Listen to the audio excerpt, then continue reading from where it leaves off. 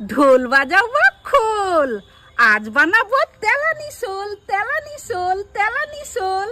তেলানি শোল। তেলানি মানে হচ্ছে মাটির সরা। মাটির সরাতে ধীরে ধীরে কলা পাতায় মুড়িয়ে শোল মাছের একটা পুরনো রেসিপি। প্রত্যেকবারের মতো এবারেও শোল মাছটাকে কেটে বেছে ধুয়ে নেব। আমি এখানে 4 পিস শোল মাছ নিয়েছি। এবার ওতে এক এক করে নুন, হলুদ, জিরে বাটা, লঙ্কা বাটা এবং সর্ষের তেল দিয়ে খুব ভালোভাবে মশলাগুলো মাছে মাখিয়ে নেব। এবার একটা কলা পাতায় তেল বুলিয়ে নেব। এবার মাটির তেলানি আঁচে বসিয়ে কিছু কলা পাতা রেখে ওপরে তেল মাখানো কলা পাতাটা রেখে মাছগুলো দিয়ে আবারও একটা কলা পাতা রেখে ঢাকা দিয়ে দেব।